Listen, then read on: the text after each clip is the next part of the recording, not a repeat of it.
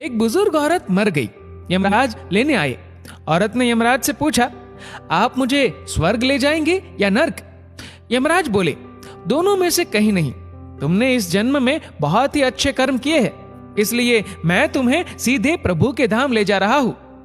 बुजुर्ग औरत खुश हो गई, बोली, धन्यवाद, पर मेरी आपसे एक विनती है।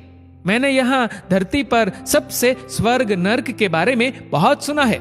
मैं एक बार इन दोनों जगहों को देखना चाहती हूँ। यमराज बोले, तुम्हारे कर्म अच्छे हैं, इसलिए मैं तुम्हारी ये इच्छा पूरी करता हूँ। चलो हम स्वर्ग और नर्क के रास्ते से होते हुए प्रभु के धाम चलेंगे। दोनों चल पड़े। सबसे पहले नर्क आया। नर्क में बुजुर्ग औरत ने जोर जोर से लोगों की रोने की आवाज सुनी। वहां नर्क में सभी लोग दुबले पतले और बीमार दिखाई दे रहे थे। औरत ने एक आदमी से पूछा, यहाँ आप सब लोगों की ऐसी हालत क्यों है? आदमी बोला, तो और कैसी हालत होगी? मरने के बाद जब से यहाँ आए हैं, हमने एक दिन भी खाना नहीं खाया। भूख से हमारी आत्माएं तड़प रही है। बुजुर्ग औरत की नजर एक विशाल पतीले पर पड़ी, जो कि लोगों के कद से करीब 100 फीट ऊंचा होगा। उस पतीले के ऊपर एक विशाल चम्मच लटका हुआ था। पतीले में से बहुत ही शानदार खुशबू आ रही थी।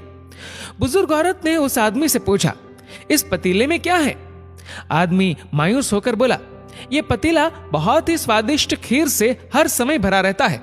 बुजुर्ग औरत ने हैरानी से पूछा, इसमें खीर है तो आप लोग पेट भर के ये खीर खाते क्यों नहीं? भूख से क्यों तड़प रहे हैं? आदमी रो रो कर बोलने लगा, कैसे खाए? ये पतीला 100 फीट ऊंचा है। हम में से कोई भी उस पतीले तक नहीं पहुंच पाता। बुजुर्ग औरत को उन पर तरस आ गया। सोचने लगी, बेचारे खीर का पतीला होते हुए भी भूख से बेहाल है। शायद ईश्वर ने इन्हें यही दंड दिया होगा। अब यमराज बुजुर्ग औरत से बोले, चलो हमें देर हो रही है। दोनों चल पड़े। कुछ दूर चलने पर स्वर्ग आया। वहां पर बुजुर्ग औरत को सबकी हंसने व खिलखिलाने की आवाजें सुनाई दी। सब लोग बहुत खुश दिखाई दे रहे थे। उनको खुश देखकर बुजुर्ग औरत भी बहुत खुश हो गई। पर वहां स्वर्ग में भी बुजुर्ग औरत की नजर वैसे ही 100 फीट ऊंचे पतीले पर पड़ी जैसा नर्क में था।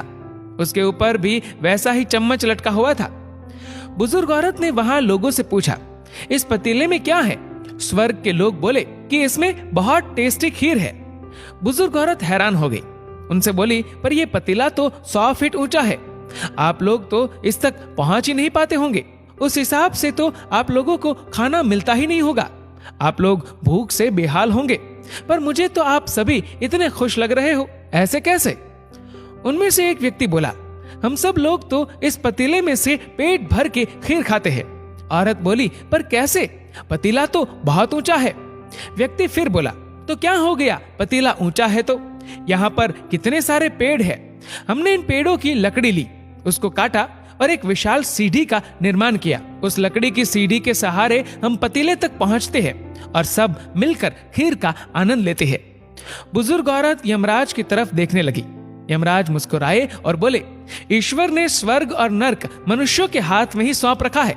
चाहे तो अपने लिए नर्क बना ले, चाहे तो अपने लिए स्वर्ग। ईश्वर ने सबको एक समान हालातों में डाला है। उसके लिए उसके सभी बच्चे एक समान है। वो किसी से भेदभाव नहीं करता।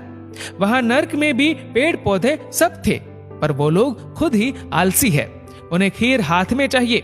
वो कोई कर्म नहीं करना चाहते, कोई मेहनत नहीं करना चाहते, इसलिए भूख से बेहाल है। क्योंकि यही तो ईश्वर की बनाई इस दुनिया का नियम है। जो कर्म करेगा, मेहनत करेगा, उसी को मीठा फल खाने को